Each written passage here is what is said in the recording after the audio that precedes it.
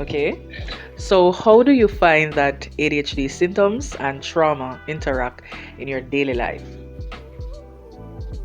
Well, so for ADHD, I have been experiencing these symptoms from I was a child, but I wasn't diagnosed. I was diagnosed as an adult. So pretty much them not knowing that I had ADHD, like my family, um, it kind of brought a bit of trauma because then there would be like moments where I genuinely can't do things, and then they would be like thinking I'm lazy, that I don't want to do it. You understand? So pretty much ADHD, I got a lot of trauma from people like not being understanding and like trying to see if they can have a great area where we can work together instead of to be like to bash me, So in my daily life, pretty much is like it affects all aspect, So I have to be the one that's mindful, that ADHD is that I have these symptoms and how to, overcome them bit by bit, So like one of the things that I noticed when it with ADHD is like with the trauma you'll develop a lot of other things going on. Like for example, if you feel insecure going outside or in a work environment, you might have a fear of going outside, and then you can develop ergophobia. I'm not sure if I pronounced that right, but yeah, it's like the fear of going outside. So then it's like more issues can arise just by having those two comorbidities. More things can arise from just that. So it can affect every aspect of your life, and it can be very crippling if you don't actually get treatment and help for it. But that sounds a little bit similar to having social anxiety. Yes, so that's another thing. Social anxiety can go hand in hand with ADHD as well, which you can have ADHD and then develop social anxiety. It triggers it pretty much. Okay. Understand me? Because then just by you knowing that you can function, do certain things, yeah, you're not going to want to be in that social situation. Hence, you end up with social anxiety eventually. So it can be like the basis of all these other things happening. I'm not a therapist, but it's like I realized that just by having these initial symptoms and by things going in a certain direction where it can be in a stressful direction or something, it can cause you to develop other things, So that's one of the observation I made.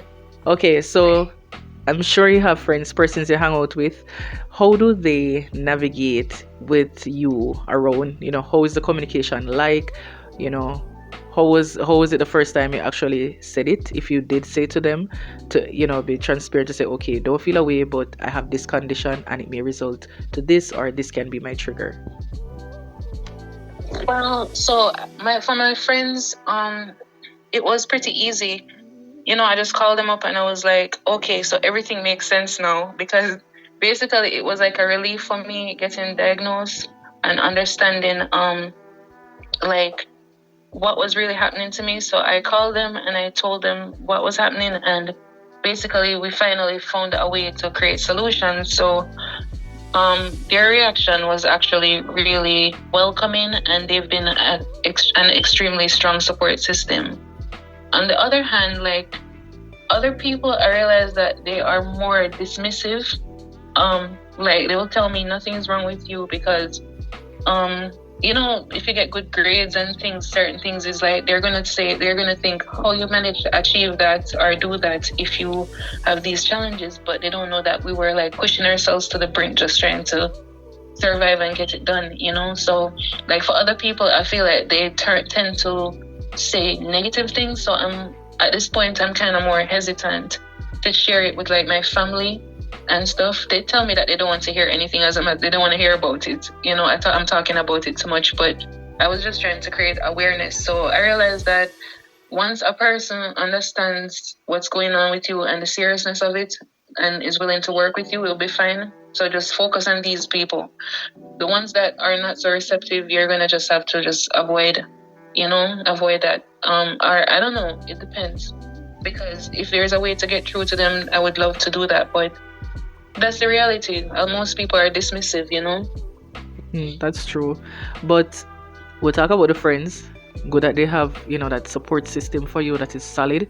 But what about your romantical side? Relationships, and everybody gonna really want to understand them. Just want people who are ready. They don't want to deal with anything where they would consider, of this nature as baggage. So how were your relationships like? Well, funny you said that because like for me, I so that's a funny question because it wouldn't be what you imagine. So from what I notice, since it's kind of a recent diagnosis, a lot of people who have dated before, they didn't know. You understand me? They would probably see me around them and see certain little things, and they normally find it cute. So I feel like for females is like men, or I guess whoever you're dating, men, women, whatever, um, they tend to like, it depends, you know? I feel like these people were very open to understanding. Like presently now, since the diagnosis and with relationship, extreme support, right? So it's like you have a great accountability partner. Once it's someone that understands that is not something that makes you crazy or make you anything less, they can be a great accountability partner. So for example, say I need to do a job application. I can say to my partner, hey, can you sit with me for a little while I do this? And they can be doing their own thing, but they're just there with you. Just having that support, it's like you'll get a lot more done. So it's really important to have a partner that's not in the dismissive frame of mind, and more in the, oh, I care about you and I love you, so I will understand you. You know, because a lot of these things that, like some of the symptoms, is things that you could overlook if you actually wanted to. Like, say, for example, a person is clumsy and they trip a lot. You understand me? Because coordination can be an issue with neurodivergence. Um, Instead of to look at this person, ew, she's such a clut. You understand? Instead to look at it that way, they would probably like laugh a little bit and be like, you okay? You understand me? So it just depends on who you associate it with and how receptive they are to hearing what it is. And they don't normally look at it as a baggage. They just look at it that this is her personality. They look at it as a personality, but it's not. And they kind of just work with it. You know what I mean? So it's actually a good thing to let a person who is not judgmental know. That's good. But since you had the diagnosis, do you believe that you got more curious as to what it is about, and check into how you previously behaved and question it? Like you try to figure out, okay, let me put everything in scope and now I can do a proper research because I know which direction to go. Were you curious to know more about the diagnosis? Oh yes, definitely. Crap. Oh, yes, definitely. So I don't know if, as I said, I don't know if everybody is like this, but I'm talking about my personal experience. And like, I'm the type of person that will research something. Like, I'm a serial researcher. So once I found out, it was like a eureka moment for me, because all of the symptoms match well. And pretty much once you find out all of this information, you can turn it into solutions. So now that I know this, how can I make it better, you know? So I took a solution-based approach, and I took all the symptoms and see how I could turn it into something better for me. You understand me? So since I know that, for example, since I know that I'm the type of person that will hyper-focus on a task for hours on end, I try to plan. So I'll try to eat before, do any basic things that I need to do before I start, and then, throw myself into it. And then you get the best results. And then in that moment, you wouldn't be neglecting your basic needs. You understand what I'm saying? So I use the fact that I can spend hours on end doing something and becoming really good at it. I use that as a plus, instead of to look at it that, it's I'm tiring out myself or anything like that. I just try to plan with it, work with the symptom instead of to try to work against it. You know what I mean? Yeah, that's true. So it's just for you to have a solution based mindset, you and your support system, you know. That is true. That is true. Because if you don't have a support system, then you're going to be the only one struggling. Yes, you might want to research and know more about it. Yes, you might have all this information, but you still would want other people around you to be more receptive. to the Right. condition and to understand it more, that type of willingness. Because people might be around you and say, yeah, man, I more understand it, but, they're not so open enough to it. And it comes with so many different things. And I think they might say yes, but then when they actually, face on with the actual condition, it's like, wow, this is too much. How do you deal with this? So that's the thing. It takes a lot of patient person. Then it's going to be hard for you to like deal with a person that has that is a neurodivergent, because with the patients you'll take the time out to like do specific things to help. You'll have a more open mind as well, right? So I was going to say something, but I completely forget. I want you to be supportive of you. There's online communities that you can reach out to.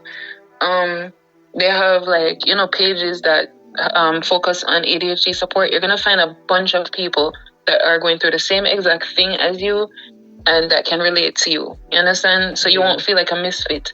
So joining online communities is a good way for people who are isolated to still interact and still feel like they belong. So say your family don't accept it at all, try the online community. You understand me? Or your friends don't accept it. Your partner, you're definitely going to need a partner that understands and accepts it, because you can't have somebody that's constantly correcting you over something that you cannot help. You understand me? That's true. Instead, you guys have to have like something set up. Let me give you an example. Say you have like a toothbrush, right? Yeah. And your ADHD, your girlfriend keep like forgetting, like using the wrong toothbrush by accident, because it's a complete mix up and you don't like it. What you can do is mark that toothbrush, you understand me? Or mark that thing, be like, write their name on it. Sticky notes, endless sticky notes are really helpful, because then it's like you might not notice it, but if they do notice it, it will help. Just having different approach, like setting, writing like a reminder on the fridge, or wherever you feel like this person is gonna look at, because some of us like don't really have the best memory. And some of us like have this thing called time blindness. We don't feel the passing of time. Right. You understand me? So it's like when you're not feeling it, you don't know if you're late or not. You don't know if 5 minutes pass. And I feel like that happens because of the zoning out. Like when you zone out and you're like thinking about stuff, and it's like you're probably planning stuff in your brain. It's like you don't know how much time passed while you're doing that. So I feel like because we zone out so much, is like we don't know. I don't know what time. I don't know if I've been on this call for 5 minutes or an hour. You understand me? But it's okay. It's like there are things you can do. So as I said, solution mindset. Show up extra early. Don't think, I have enough time, I'm gonna go 5 minutes before the time. No, show up like 30 minutes early. You understand? That way you have time to stay there and prepare for whatever you need to do. You understand me? Get yourself grounded and do what you need to do. So like you just have to come up with like set timers. So say you need to you're cooking and you need to like make sure the pot don't boil over in 5 minutes. Set the timer, you're gonna hear it ding. And as it ding, you're gonna remember that you need to turn off the stove or whatever the case is. So just try to understand yourself as best as possible and come up with little tips, creative tips and tricks that makes it work. And normally when you do it that way, it's more fun. Like the approach that you take with this whole topic is very important. Is like I'm definitely going to take a different approach. So I actually do have a child, and I have a daughter. She's 6, and I already see like she's doing things that I would normally do as a child. Like she's writing, and she's writing stories and things like that. And instead of me like criticizing her a lot, like I try to like be as supportive as possible instead, and like still critique her, but in a gentle way, So it's like my approach overall with her is like completely different from what I'm used to, where I try to like just explain things to her. She forgets her water bottle somewhere. I just be like, listen, just try to have things at one spot. So, I just try to communicate with her and show her how she can do things, or, give her suggestions then. So the same suggestions I'm learning as an adult, I'm trying to give her.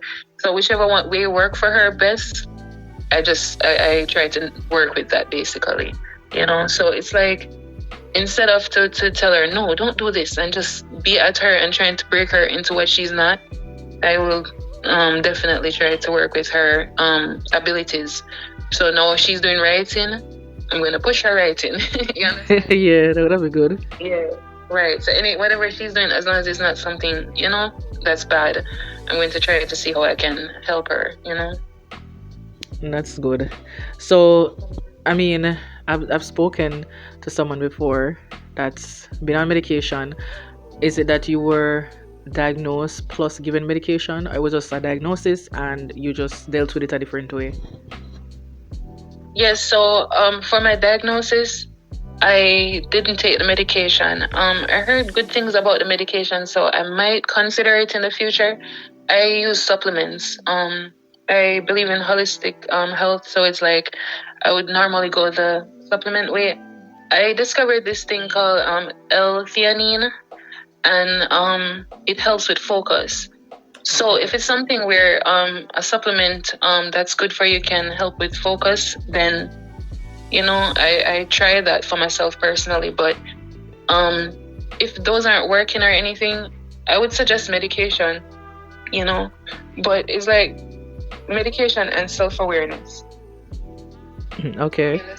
Because a lot of us are creative beings, like artists and producers and just different things. We create things, so it's like you don't want to be in a mode where you're just not feeling like you're being creative enough. So you have to know how to gauge it. You understand me?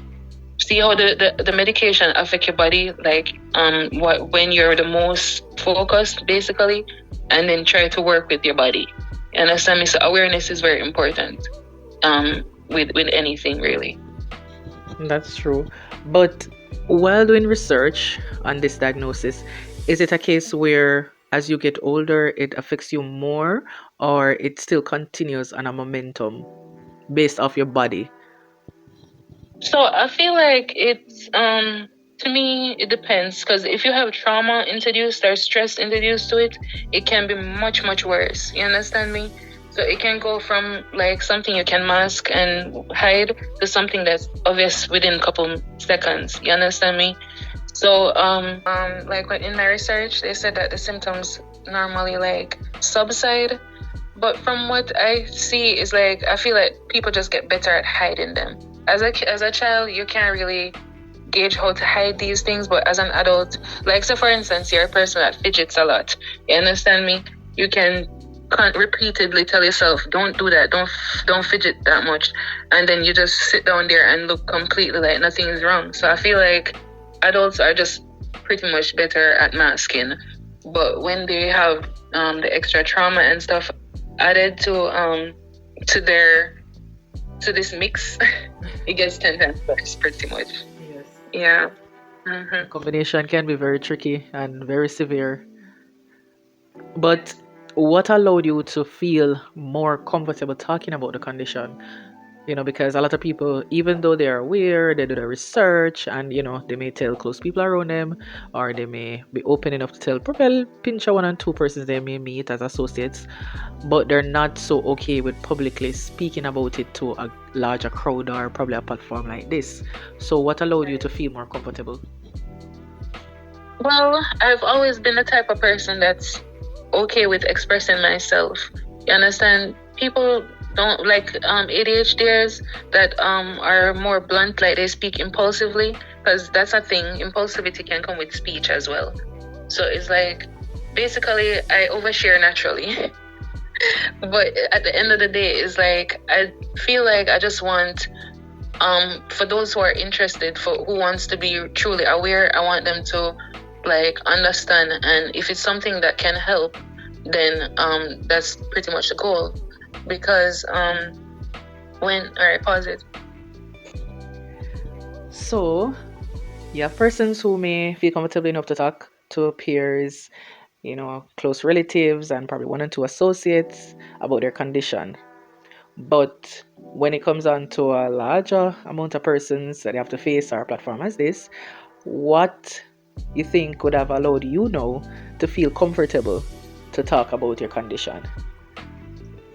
Well, okay, so it's not really a matter of comfortable. It's just that if you know, like if you have information that you can share, so that it can help somebody that's not as open about what they're going through, like I feel like it's important to share it regardless. You understand? So I might be more bold to be like, okay, this is what it is, and maybe they can pick something from it and it can help.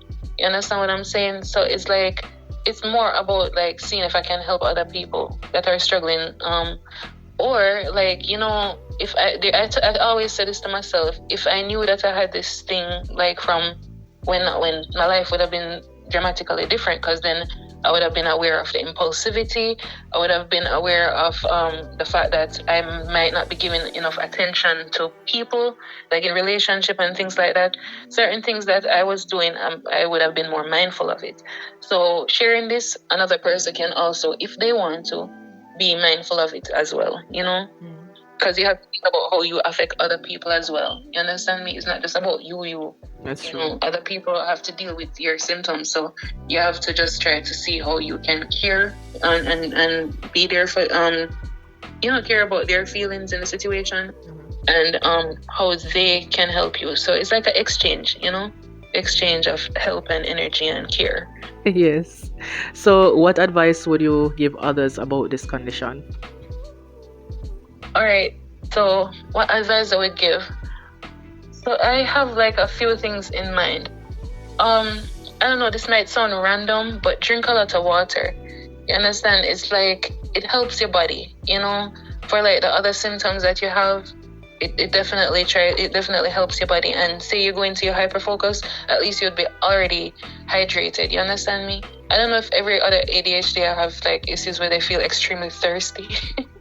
Or it's just me, Sheldon. It can be that case. It can be a factor. It actually helps, you know, overall. Um, have an understanding team with you, support system. So if you can, as I said earlier, if you can't get it from your family, try to get it from the online community. You know, if you feel overstimulated, say at work or school or whatever, and you feel overstimulated, meaning you just feel irritated as ever, or you know, you just feel like everything is bothering you, go outside, take fresh air, breathe in and out, try to like, you know, center yourself, step away from whatever is affecting you, because out of sight, out of mind, it can be very real for us. So if you step out of the situation, you might just feel a little bit better. You understand? You understand me? So get fresh air when you feel like you're overstimulated. Also, like the ocean is therapeutic. For some reason, it's like it frees your mind. The river and the ocean, it makes you feel so comfortable. Yeah, natural medication. And just walk on the beach, do it. You understand me? You know, if you're at work and you feel like you have to be just doing so much, and if people only understand certain little things, you wouldn't be so pressured. Depends on the job you have. You can probably try to ask for accommodations. You understand? So some jobs, I think every job is supposed to do this, depending on your country, I guess. But yeah, you can ask for accommodations where you can be like, well, I have a bit of issue with time. Is it okay if I set a timer or use my phone to set a timer? Whatever the accommodation that can help you to do their job better and not be so flustered. If you can ask for it, do it. Read the room. If you have a boss that is judgmental and not so nice, you might not want to go there because they might just use it against you. So you have to also be mindful of the con, you know. So just see what kind of place you're working for, and you know, try to see if you can get accommodations or work for yourself or work at home. Things like that can reduce stress, you know. I don't know, me personally, I play music normally constantly. You know, it's like when I'm trying to do something, it seems hard, but once I throw on music, it's like the tasks become much more easier. And then music, I feel like, is a trigger for hyperfocus for me. So whenever I feel like I'm struggling, it's good for me to throw on music. So I don't know if that can help you. Throw on some music, you know. Plan your day and plan things you have to do step by step. Don't just be like, I should have the hang of it. Plan it step by step. Write it down on a piece of paper and keep track of the paper or the phone or whatever, whatever you feel comfortable using. But don't be scared to plan basic things that you should already know or whatever. You understand me? Plan it from the night before. Plan it just in advance. You know, meditate. Meditate is not about like just sitting down and be like, no. Meditation is actually breathing in and out so you can relieve the stress and trying to focus on one thought. So say you're trying to think about stuff, but you have a bunch of things going through your mind. Try to focus and cut it down. Say I'll think about the rest later, and cut it down to one specific thing and try to focus on that one thing. Okay, so I know that we spoke about friends and family and associates, but what about when you were attending like primary school, high school, you know, university? How did the teachers, adapt to, your behavioral patterns? Did they understand? Were they able to navigate around how you were reacting towards certain things or even how you learned? Well, unfortunately, not many of them did, but a lot of them did as well. So it was like, it depends on how much knowledge they have. So I feel like if you're doing teaching, it's important to understand how these kids, how different brains function, and how to spot them, and also how you can be supportive of these children. So ADHDers, I think we tend to confuse our teachers a lot because we're the type of people who like will get A plus on one exam, and then we probably like get a 50 on the other one, and the teacher is like, what is going on? Why is this person's grade is fluctuating so much?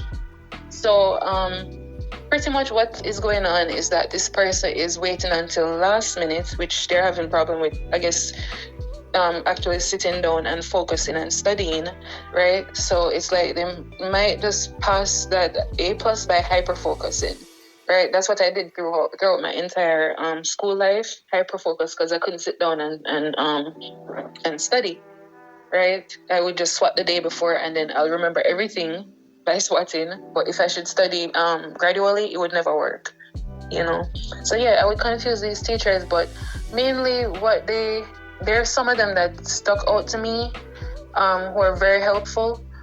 I guess she was very knowledgeable. One specific one that she pretty much saved my life, Mademoiselle Rotham. Mademoiselle Rotham, she saw that I was flunking in fourth form, and she basically was like, what's going on?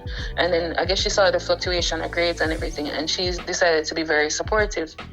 And they made an adjustment with my high school where I could homeschool myself.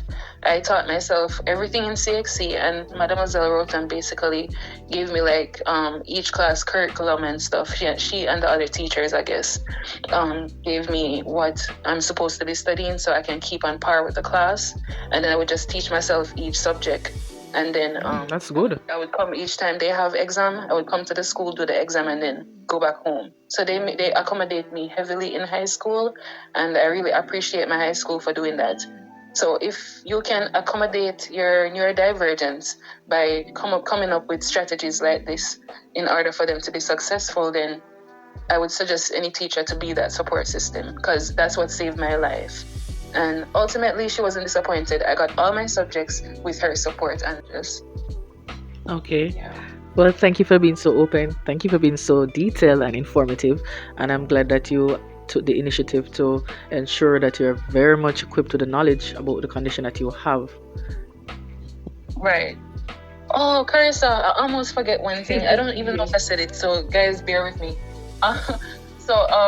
Basically, calendars, I know I mentioned timer, right? Timer, post-it calendars, just marked clear containers, things like that. Because remember I mentioned outer side, outer mind? Yes. Those things are very important, you understand? So having the container clear, you'll see exactly what's in there. But if you pack it up into a box and it's in your closet, you're not going back into that box. If your toothbrush is supposed to be in the bathroom at this spot, don't bring it into the living room and then put it down. Keep it in your hand until you put it back into the bathroom. Because once you put it down, it's gone. You're going to have to search for it later when you need it again, So, yeah, try to like pull it and put back.